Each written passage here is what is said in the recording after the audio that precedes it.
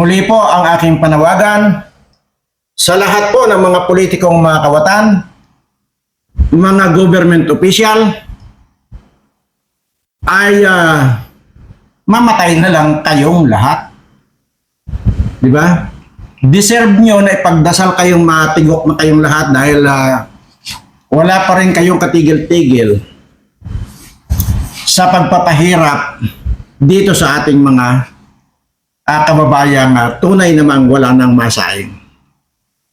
At wala kayong pakundangan kung gumasta ng pera ng bayan.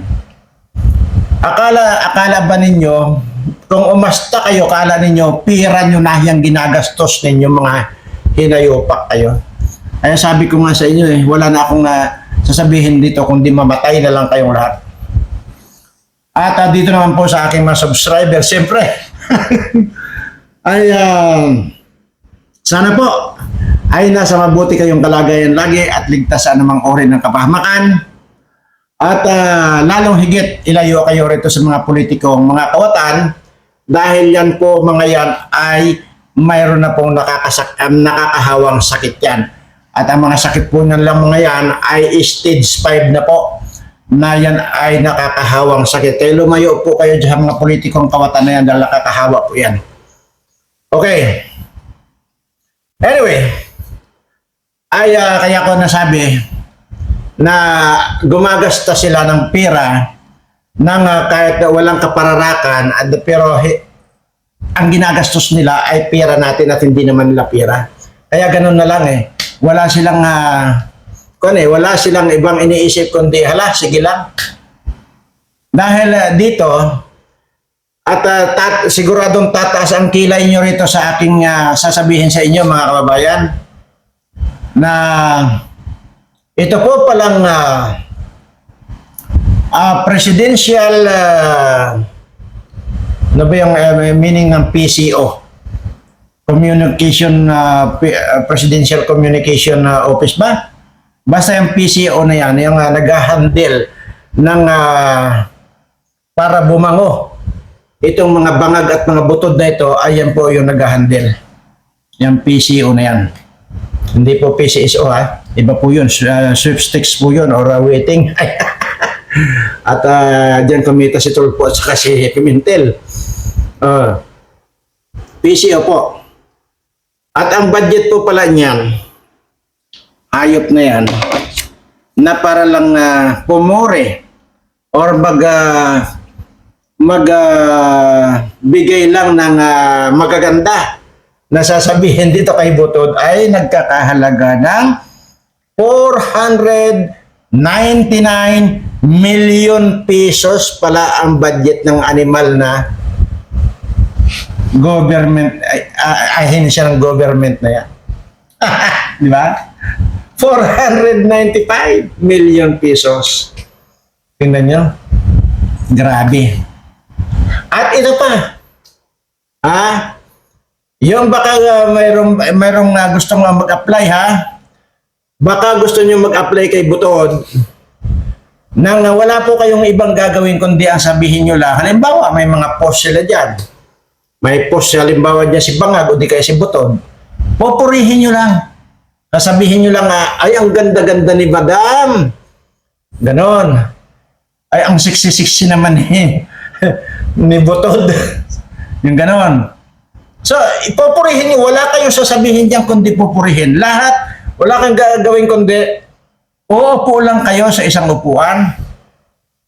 I-scroll nyo lahat yung may mga halimbawa nag-post na sila ng kung ano-ano. Halimbawa, nag-post dyan sa padila-dila si Butod. Ay, ang cute naman ni Butod. Yan lang. Uy, ang tanong, baka mahilo kayo kung magkano ang bayad yan. Monthly ito monthly yung pinag-uusapan. Yun lang ang gagawin nyo. Sasabihin ko na ba? Mamaya-maya. Mamaya-maya at nako, maniwala kayo sa akin. Kaya naman pala, itong si Gadon at saka itong si Abe ay nagpapakamatay na mag-build up dito kay Bangag at saka dito kay Butod nito dahil yun ang rason. Mamaya-maya po sasabihin ko po sa inyo kung magkano ha. Ito po ay buwanan. Ha? Monthly po ito matatanggap ninyo. Na tumataginting. Ayan. Kaya, kanyan. Grabe. Kaya yung gusto mag-apply, kaya nga ako, sisimulan ko na rin na magsasabi na ito si Madam Lisa, ay ano po, ang 66 nito. Grabe. Kaya, mas maganda pa ito kay Maharlika. Ano ba si Maharlika? Mukhang pan ngayon si Maharlika Mukhang corduroy nga mukha niyan Ay samantalang itong si Madam Lisa, ang kinis-kinis ng mukha niyan. At saka pagka yung pinatayo yan, walang butod yan. Yun, sisimulan ko na. Baka naman, madam. At ako nang bahala sa iyong mag-build up. Kahit pa nangunguna yung butod mo, sasabihin ko, wala yan. Siksing-siksik ka, flat na flat. Saka sasabihin ko, nako, ito si Maharlika. Wala yan. Wala yan sa ganda ni Madam Lisa. At saka kanyan, si Maharlika, laki-laki ng butod niyan. Samantalang si Madam Lisa, walang kabutod-butod yan. Pantay na pantay yung niyan, yung abs niyan. Di ba? Ano sinabi ni Maharlika dito kay Madam Lisa? Sos Maria Joseph, wala yan. Tsura lang ni Maharlika, ay kala mo parang hinukay sa simenteryo. Ay samantalang ito si Madam Lisa, naku, grabe. Anong sinabi ni Princess Diana dyan? Wala yan. Lang yan. Tweet lang ni Madam Lisa yan. Si Princess Diana, wala yan. Walang binatbat yan kay Madam Lisa. Si Madam Lisa talagang na pamakita niyo sa personal ang kinis ng mukha niyan. Nako, pagka inyong hinipo yan, yung halimbawa ginanyan yung mukha ni Madam Lisa, naku, wala kayong masasalat na parang ampalaya. So, sobrang kinis. Ay samantalang si Maharlika, pagka ginanyan nyo ang mukha ni Maharlika, naku, bako-bako. Yun lang gagawin nyo. At saka sabi ko nga, pagka may post dyan, antimano, mag-comment kayo na, wow, talaga namang nakakabilib ito si Madam. Talagang makatao, makadiyos, at makademonyo. Yun ang gagawin nyo. Alam niyo ba kung magkano? Excited naman ito. Kaya huwag ka na kayong magtaka. Dito kay Mike Abe, at saka dito kay Gadon, huwag na kayong magtaka kung bakit ganun na lang ang pagpoporsige ni Gadon at ni Mike Abe na ipagtanggol itong si Butod dahil, magkano? Tumataginting na, tingnan natin, baka nagkamali tayo Ika. Baka may nagkamali pa ako lalagyan natin ng sunglass. Ay, lalong tarantado talaga. Lalo ngayon hindi ko mabasa. Kasi nga, nag-sunglass ako, hindi ko tuloy mabasa.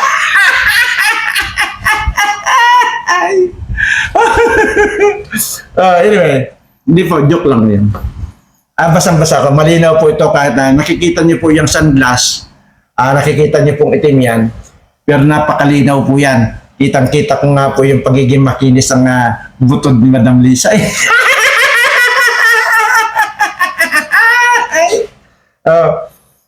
Ano nga yun? Magkano na nga ba?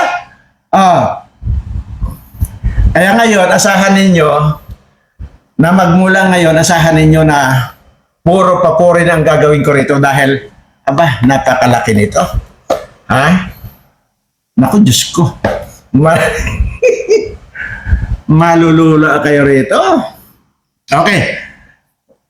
Baka sabihin nyo naman na maasa na pa kayo sa akin. Huwag na nga lang. Ayaw ko na nga magbiro. Okay. Ulitin ko. Wala kayong gagawin. Nakaupo lang kayo sa inyong lamisa. Pakapi-kapi. Pa-kuya-kuyakoy.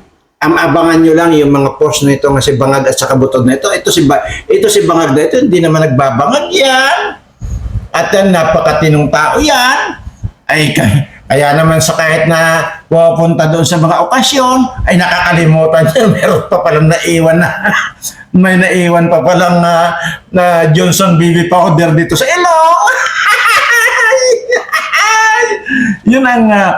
Yun lang. Tawag ito si Kwan, si Butod. At sabihin nyo naman wow naman, ang bagay na bagay sa iyo, madam, yung suot mo. Grabe, parang Kwan, biglang sumiksi ka, biglang bumata ka. Ang ganda-ganda, napakaswerte naman yata ni Bangag na sa ganda mong yan. At talagang si Bangag pa talaga ang nakasungkit ng iyong kagandahan. Dapat yun ang mga ganun ay comment ninyo. Sa halagang magkano isang buwan? Sabihin ko na. 5 million lang naman. Ayan po, 5 million po. Ang binabayad nila buwan-buwan dito sa nagpopuri sa kanila. Dito sa wala silang ibang gawin kundi papurihan. Walang sasabihin kundi kagandahan. Walang sasabihin kundi makadiyos, makatao, at makademonyo. Yun lamang po. Tumataginting na po na dumarating sa inyo na 5 million pesos. Yan. Tingnan mo itong mga putang inang to. Naglulustay ng pirang ito na hindi naman nila pira. Imaginin mo, budget ng PCO 495 million, tapos may binabayaran sila na 5 million buwan-buwan, iba pa yun. Ay sabi ko nga po rito, ay hindi, wag na kayong magtaka kung bakit gano'n na lang ang pagtatanggol ni Mike Abe at saka ni Gadon dito sa mga demonyong ito. Tarantado talaga ng hayop na to. Ewan ko kung ano pa ang gagawin natin dito. Kaya nga po, yun pong kahapon po na vlog ko, yun tungkol po doon sa nabanggit ko na since na hindi kakandidato itong si BP Sara, ay ako na po ang kakandidato. Doon po ay nabanggit ko lamang po yon dahil out of frustration. Pero malabo po talaga tayong manalo. Okay? Yun lamang po. Kaya lang, at saka doon sa sinabi ni President Duterte nung tinanong siya, kung wala dyan sa tatlong anak mo ang kakandidato sa pinakamataas na posisyon, ay sino ang inyong pwedeng irekomenda? Yan po ang tanong kay President Duterte. Ang sagot ni President Duterte maliwanag, wala siyang nakikita or wala siyang napupusuan dahil lahat naman yan ay mga kawatan. Lahat yan ay mga demonyo. Yan ang sagot ni President Duterte. Marami silang binanggit na tao, pero lahat yan nireject ni President Duterte. So, ibig sabihin po, talagang wala na. Wala na tayong maaasahan dito. Kaya naman po, nakapagbanggit ako ng ganon, sa sobrang kumulo ang dugo ko. Pero, sabi ko nga po, kung bibigyan ako ng pagkakataon, na kasi wala naman wala nang pinili si President Duterte. So kung ako nga ay bigyan niyo ng pagkakataon, hindi po magbabago yung stand ko na iisa lang ang plataforma na gagawin ko. At ang plataformang yon ang siyang babago sa sistema natin dito sa Pilipinas. Kaya yun nga po sinabi ko, ang kailangan po natin na presidente ay kriminal, pero hindi bangag. Yan po ang kaya po sinabi kong kriminal. Unang-una, yung pagiging kriminal, yung gagamitin ng pagiging kriminal para ripulin itong mga politikong mga kawatan nito, palagay ko po walang masama doon. As long na kaya ng dibdib mo na lipulin itong mga ito. Wala na po talaga tayong pwedeng maasahan dito. Cycle lang po yan. Yun at yun pa rin po yan. Kaya ang daming pumaporma ngayong 2025 siya sa mga kongresista at saka mga senador na yan. Daming pumaporma na naman na magbabalikan na. See? Tingnan nyo. Tapos iboboto nyo na naman. Abay mag-isip-isip na po kayo. Dahil ako sinasabi ko, hindi na ako makikipag-participate sa kahit na anong halalan. Ngayon, ang sinasabi po rito, papaano ko pa raw, mayroon nag-comment dyan, papaano ko pa raw mababawi yung mga kinulimbat nila kung patay na sila. Maliwanag naman po yung sinasabi ko, di ba? Na pasusukahin ko muna sila. After nilang magsuka, isunuka nila yung mga kinulimbat nila, saka ko lalatiguhin hanggang sa malagutan ng hininga yung mga kawatan na yan. Yan po yan. Dahil ang sinasabi ko po rito, hindi po panito. Hindi po sa kung ano pa. Ito sinasabi ko. Wala po akong plano kahit kailan magmula sa pagkabata ko ang pasukin ng politika. Pero dahil sa nakikita ko, wala na pong ibang solusyon kundi ang magkaroon tayo ng presidente na kriminal. Kaya ng kanyang dibdib na papilahin lahat itong mga kawatan na ito at isa-isahing gilitan ng liig nitong mga ito. At sino ang gagawa niyan? Palagay ko walang gagawa niyan. Walang makakagawa niyan. Sino ang makakagawa? Ako lang po ang pwedeng gumawa niyan. Sabi ko nga po, kung isang buwan lang at saka hanggang 2 buwan lang ang sinasabi ko eh. Hindi ko na kailangan yung 6 years term na yan. Kasi unang-una, mayroon naman akong vice president. Halimbawa, di ipasa ko na, ayaw ko na, pagkatapos ko lang lipulin itong mga ito.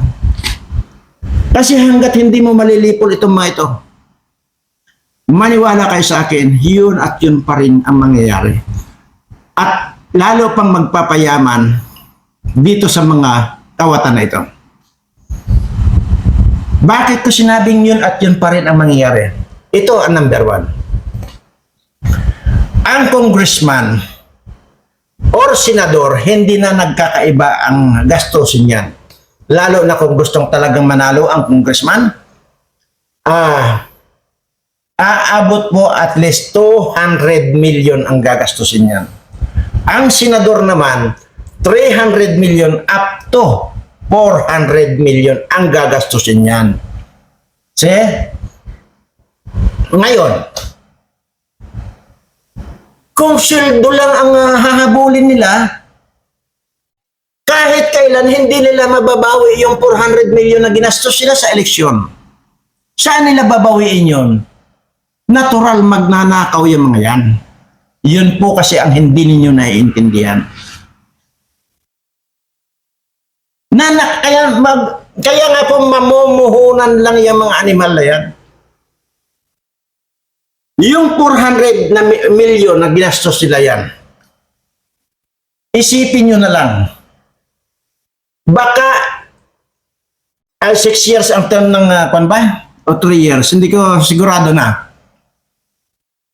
Yung 400 million na ginastos sila, baka 50 doble nilang babawiin yan or kukulimbatin niyang 50 doble ng 400 million. Isipin nyo, kung lahat yan sila ganyan. Kaya ito na po yung nangyayari. Kaya meron nga dyan, hindi ba? Nag-imbestiga lang sa loto. Natapalan ng 1 billion, tumahimik na. Di ba? Ganon po yun. Imagine mo, O yung ginastos niyang 400 million, bawing-bawi na, on the spot, bawing-bawi na niya. Nakadoble na siya, higit sa doble. Yung nabawi niya, doon pa lang yun sa particular na yan. Paano pa yung iba? Kaya yun ang sinasabi ko sa inyo.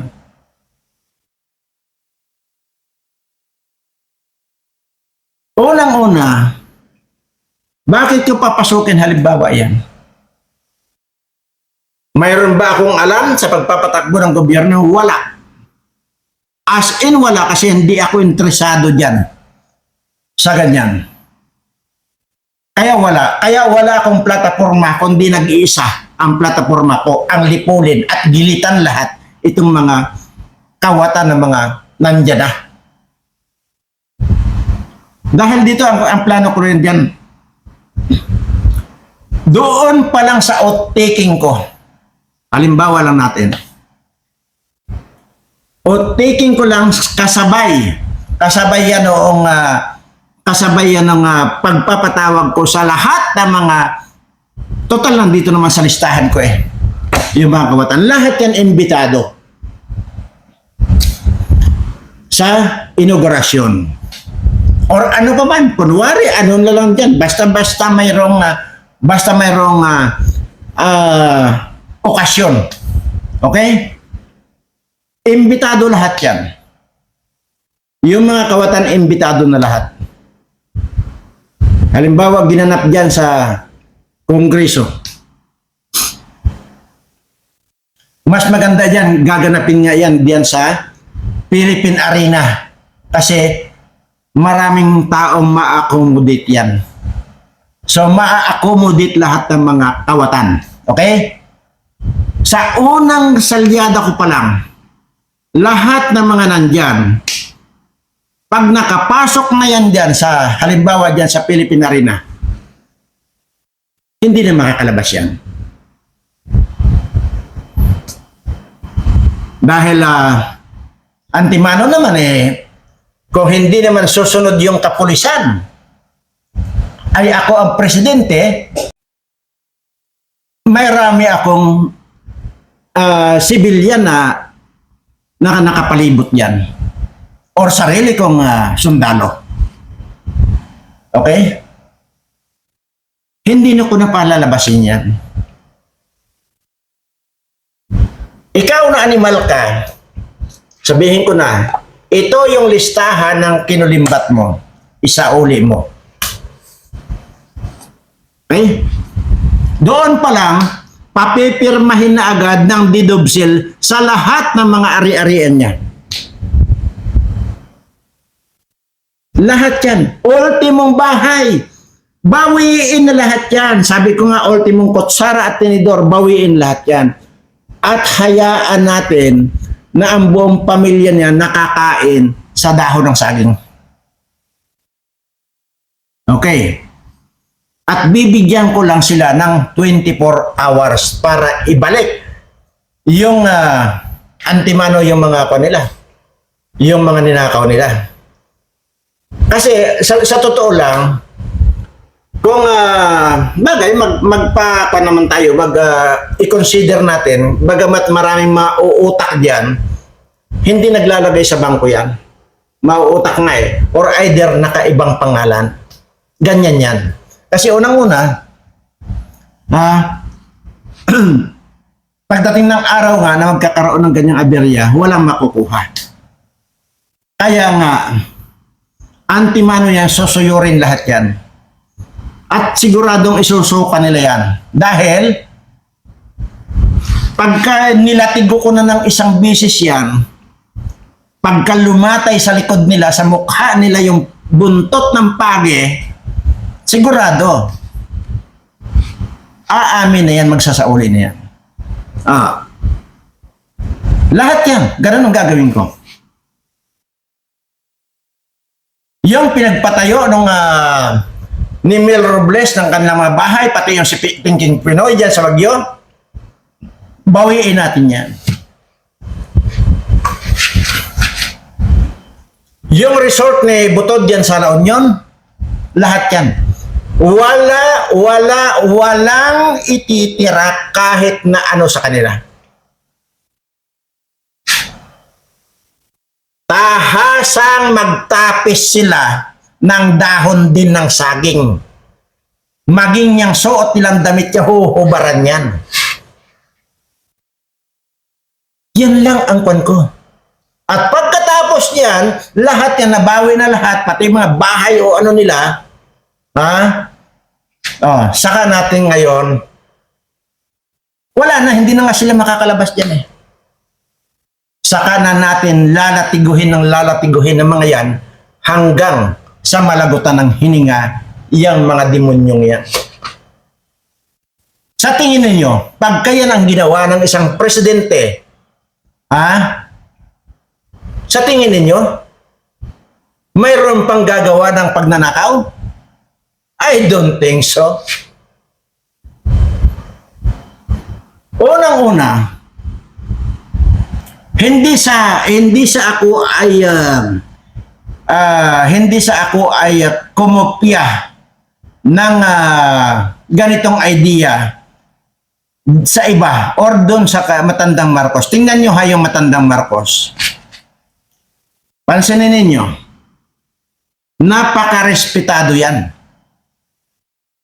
Bakit? Takot ang mga tao. Ano ba yung ginawa niya? Hindi ba siya lang naman yung nagpa-firing squad doon sa Chinese na drug lord? Ako, hindi ko na alam yung pangalan nun, hayop na yun. Siya ang nag-firing squad. Tapos ilan? Yung mga Muslim na pinagpapapatay dyan sa yan dyan sa may Maribilis Bataan, ano ba yan? Yung pinaggirahan na yan. Nalimutan ko na rin yan. Yung isang isla dyan na pinaggirahan. Diyan pinagpapatay ni Marcos yung mga Muslim na walang kalaban-laban. Kaya hanggang ngayon nababanggit pa rin itong mga Muslim nating mga kapatid yung ginawa ni Marcos. Kaya yun ang sinasabi ko sa inyo na ang kailangang presidente ay kriminal pero hindi bangag. Nakagaya nitong bangag nito, wala nang ginawa kundi suminghot na suminghot, humigop ng animal na ito, tapos yung asawa niya walang ginawa kundi lumaklak ng lumaklak atong animal na ito at lahat ng kwarta sinisiksik niya sa butod niya. Tangina nyo. Magbabago din ang panahon. Sabi ko nga, Lord, pahintulutan mo ako gampanan para dito sa mga kababayan ko.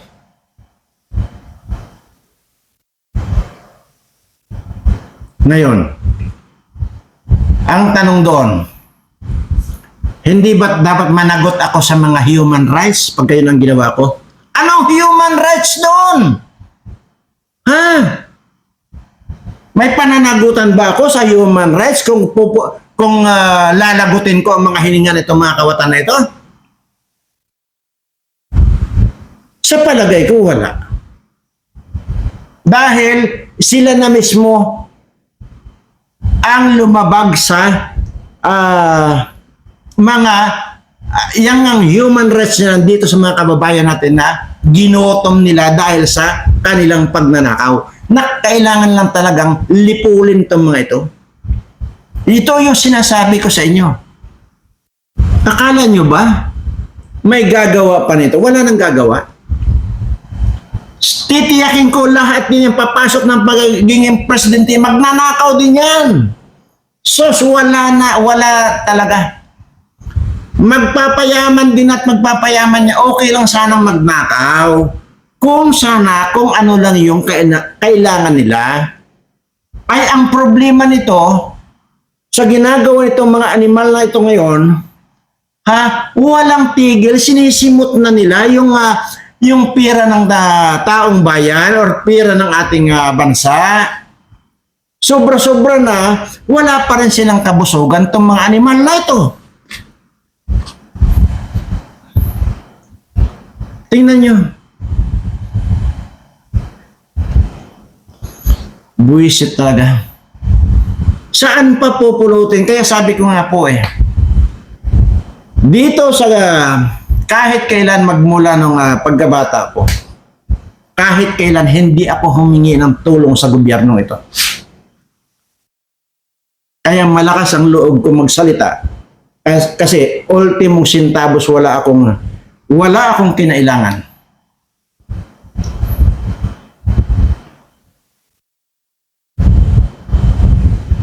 Tapos ganyan. Kaya kung tutuusin, wala naman na sana akong pakialam Pero talagang hindi ko kayang magbulag-bulagan at magbingi-bingihan na wala akong nakikita dito sa mga pagnanakaw nitong mga animal na ito.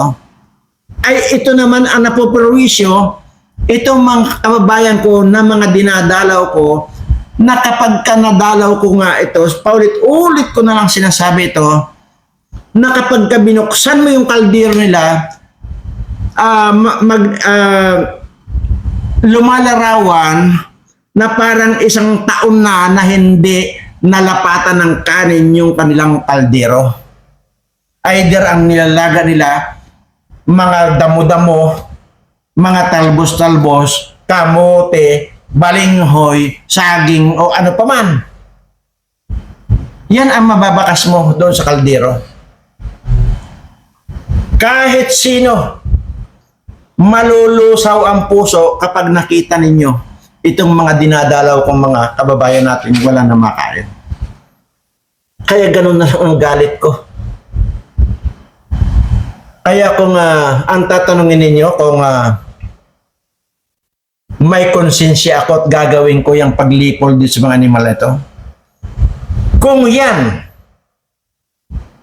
ang makakapagbigay ng kaalwanan sa buhay dito sa napakarami kong mga kababayan na nagugutuman, gagawin ko ng paulit-ulit at walang pag-aalinlangan yan. Kahit pa 1,000 bisis silang mamatay, mabuhay, ganun pa rin ang gagawin ko. Lilipulin ko pa rin sila ng paulit-ulit. Ganun ang galit ko sa mga hayop na ito. Wala naman pumapatol sa hamon ko. Dahil kahit papaano sana, legal yung hamon natin at may pirmahan dyan, at least, paunti-unti, mapabawasan natin itong mga kawatan na ito.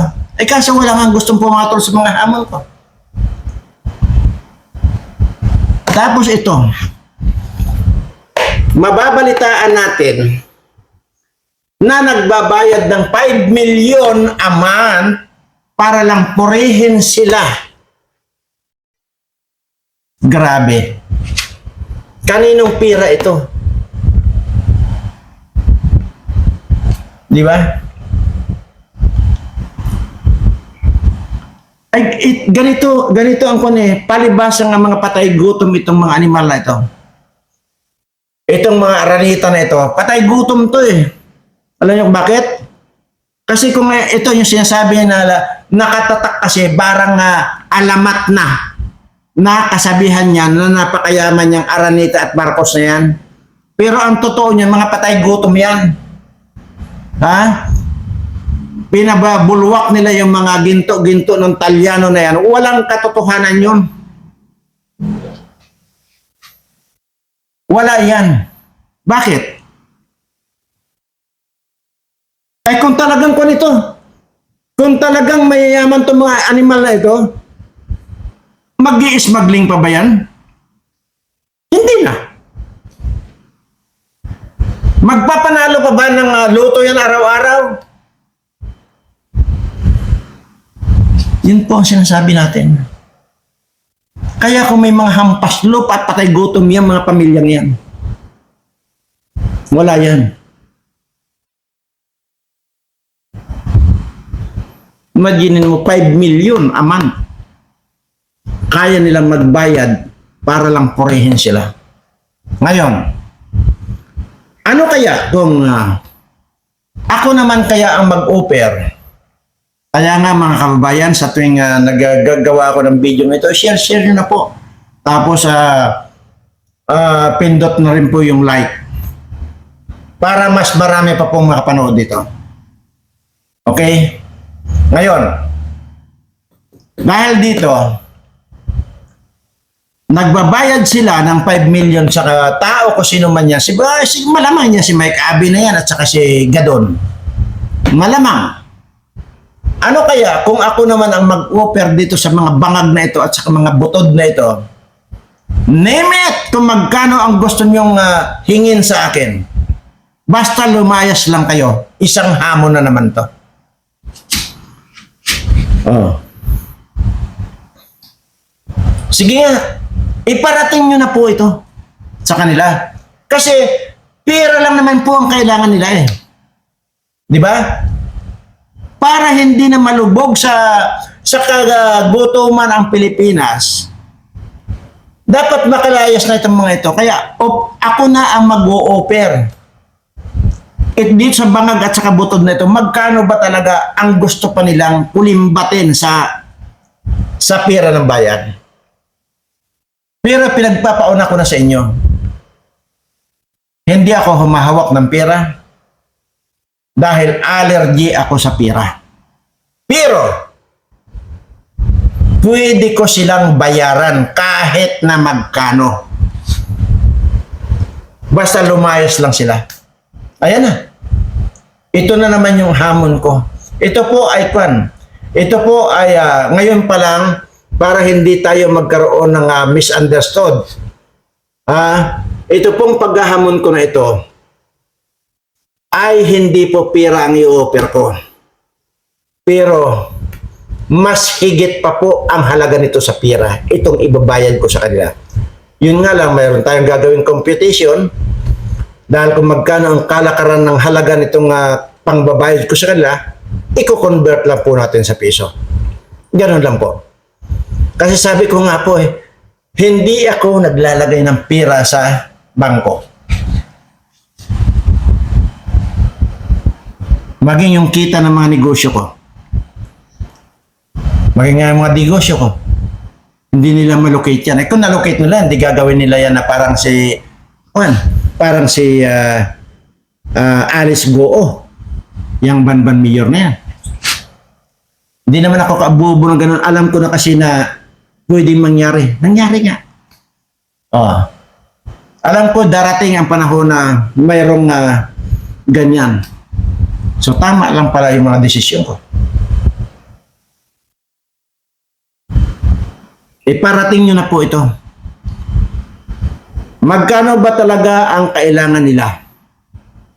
Kisa ubusin nila ang pera ng kaban ng bayan, ako na lang ang magbabayad sa kanila. Hindi ako tatawad kung magkano ang hihingin nila sa akin. Basta ang usapan dito, lumayas na lang sila rito. Lahat ng kasabwat niya, lahat yan, maging yung si Tambalos-los na yan, dapat lumayas na rin dito dahil kasama yan doon sa ininegotiate natin na bayaran ko talaga itong mga animal na ito at lumayas na lang sila. Dahil pag hindi sila lumayas dito, ewan ko lang. Ganun lang, ipaabot nyo. Total, magnanakaw na rin lang mga ito. At least ito, ino-offer ko maging legal. Take note po ha. Baka sabihin nyo na naman sa akin mayabang ako. Kasasabi ko lang po kanina, wala po akong pira. Pero bakit nga nag-o-offer ako sa kanila, babayaran ko lang? Kasi po, yung pangbabayad ko sa kanila ay hindi po pira, pero mas mahalaga sa pira. Yun po yun. Hindi ko po kwan. Wala po akong hawak na pira. Isa po akong hampas lupa. Isa po akong patay gutom. Nandyan po yan sa vlog ko. Pero bakit kaya kong bayaran kahit magkano ang hingi nila? Iko-compute na naman po kung magkano ang halaga ngayon nung pambabayad ko sa kanila. Kasi mako-compute naman Halimbawa itong batong ito. Itong bato na ito. Tumitimbang halimbawa ito ng 1 kilo halimbawa na lang natin. O di computing kung magkano per gram nito, yun. Ulit-ulit ko lang po sinasabi ito. Never akong humawak ng pera. Kung may kailangan ako, may mga tao ako, may sekretary ako. Ibig sabihin, idudul-dul na lang niya sa akin yung kailangan ko kasi nga hindi ko pinapasayad sa palad ko ang pera maging noon pa.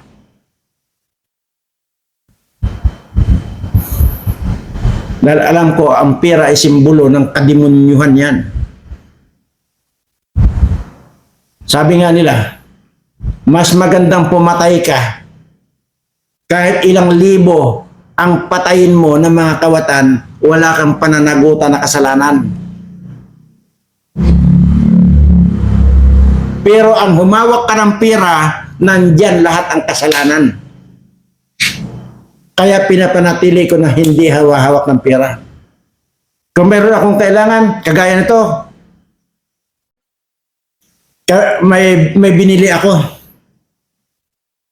Hindi ko na sasabihin ko, ano pa? Nagustuhan ko lang. Ang inutusan ko lang yung tao ko, bilhin mo. Ganun lang. Pero yung ako ang magbibilang doon ng pera, hindi. Kasi unang-una, wala akong pera. Hindi ko kailangan ng pera.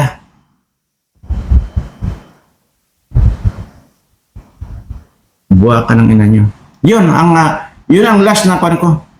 Offer ko na lang dito sa kay Bangag at saka dito kay Butod. Magkano ba ang kailangan ninyo? Babayaran ko kahit magkano pa yan. Lumayas lang kayo. Dahil kayo ang perwisyo ng bayang ito. Tangin niyo. Muli po ang aking pasalamat dito sa lahat po ng aking mga subscribers. Lalo na po doon sa mga bago nag-subscribe ngayon. Bagamat kakaunti, okay lang po yan. At maraming salamat po. At sana manawari ay ipinagdarasal ko kung ano man yung narating ko. Magmula sa pagiging patay gutom at pagiging hampas lupa ako noon. At ngayon ay kung ano man yung narating ko sa buhay. Sana marating din ninyo. Maraming salamat po.